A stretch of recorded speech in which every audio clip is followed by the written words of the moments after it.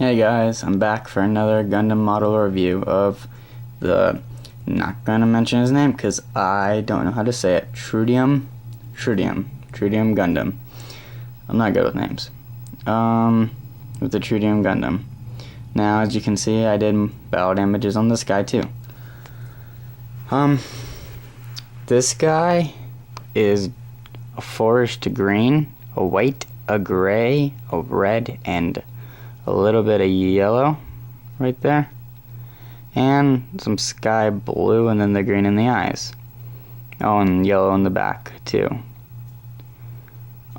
He is probably my favorite out of the 4 Gundams of Season 2. I actually like him more than Dynamis.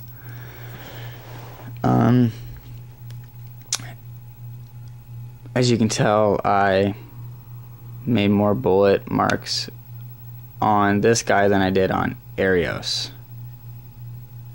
He was the first one I did. He was my tester. I was scared I was going to mess up on him, and yet I did not. I did very good on this guy. Didn't mess up. Made me very happy. And worked out pretty well. I tested on him because he has these, the bits. Badass rifle / sniper, and another shield bit that I've actually painted the bullet marks in. I didn't really paint the other ones yet.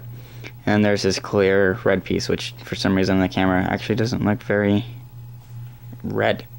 Actually looks like I used a sticker, but I did not. Well, he is one badass motherfucker, I will have to say. He is in the show. I mean, in the show, here's some spoilers. In the show, when he pretty much kicked a lot of ass, more than Arios and more than Saravi. He almost killed his girlfriend in it, which, of course, that's kind of a horrible thing to say, but she was kind of evil. It wasn't her fault. It was Ribbon's. But he kicked her ass, but then Setsuna killed her.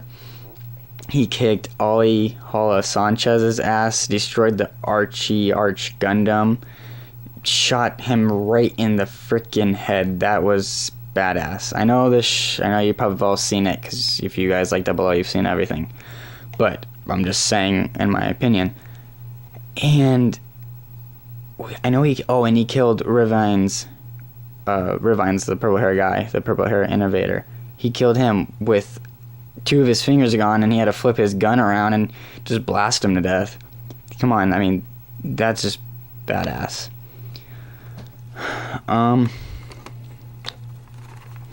Here's some of his shield bits that I actually really focused on first, and did with this scarring. Probably one of my favorite parts of him, and I like leaving them on because he needs at least kind of a shield. Here's the back of him. Oops. Did a little bit of damaging on him, the back too. Not as much. There's his little tail. Reminded me kind of a dinosaur. The leg, you guys should tell me in a comment. Do you like this leg? Do you like the little scratches, the bolt holes, the little scars on it? Because I can't tell. Wow, am I focusing? I like it, but then I look at it and I don't. But then I look at it again and I do. I'm very confused. I don't know if I like it or not. So if you guys could tell me if you like it, that'll just give me an idea of if I did good or not. Now, you can see this green. It's a metallic green. Now, I know people do, the clear green and put it in. I have not done that yet. I'm actually going to be doing that probably on the O Gundam. Just put the clear green and then the sticker behind it, see what it looks like. But here, I got this metallic green, and I just painted it on the inside of the clear piece, and it sparkles. Like in Too Old for Toys when he did the clear green, and then he had that phone cover thing that he used or something like that, and he cut a circle out and it sparkled. That was cool too. But then I found a metallic green, and it works just like that, but less shine and more glitter, which actually kind of looks more like what would it be like in the show. I did not use any silver on this guy. I just used gunmetal because he's more of a darker color.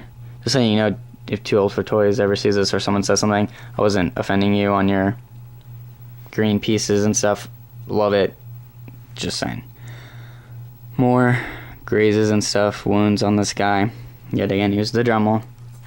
I have, on the Transformer video you saw, I did not use a Dremel. Didn't have one at the time. I used the nails and fire. I really like this bullet hole I did on top of him. I actually put it pretty much right through his head. Like, the entire, that hole is actually probably all, if you put a light through it, you'd see straight through his head. And just makes it more realistic. I know it doesn't matter, it's just all show, but I think it's cooler that way. Oh, there's more yellow underneath, too. He has more yellow than I thought. Painted the yellow right there. This guy, out of the 4 Gundam Meisters, has the least amount of painting you have to do on him. All you have to do is paint the clear parts, which is no big deal because that's actually fun. The gray on his feet, if you want to get technical. The gray in the waist, and then, you know, that. The yellow on the sides, and then the little scope, and then of course the clear parts, but I already said that. That's easy. It's the easiest one to paint, other than probably the L Gundam, which I've heard is pretty damn easy. He has hardly any painting. Also, you can paint the insides of these gray, because that's what they're supposed to be like, even though they don't really look like what they're supposed to look like underneath. But it doesn't matter.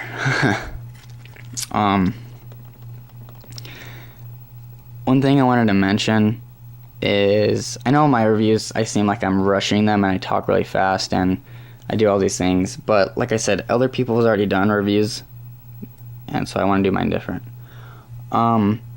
If you guys notice in the 1/100 version of this guy, he has more painting you probably have to do than this guy, because look, see these little gray pieces right there? Right there? Yet there's stickers on the other guy, and that's horrible. Why would they be stickers? That's dumb. That's just my opinion. I just don't like them. I don't really like 1/100 kits of the 00s anyways, except for the Master Grade Exia, which I'm planning on getting because that's going to be badass. The guns also, you have to, they look like they're gray. I've seen people paint them gray, paint the guns gray, but they're not. They're actually supposed to be this like bluish, or really blue-gray color.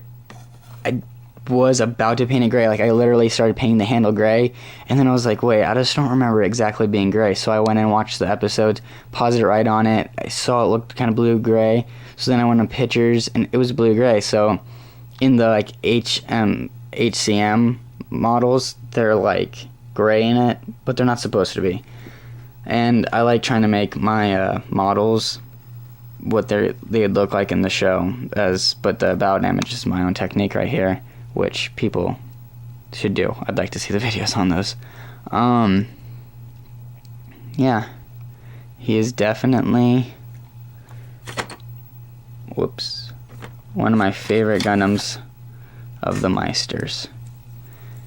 And this is Cherudim, I think, and I'm out.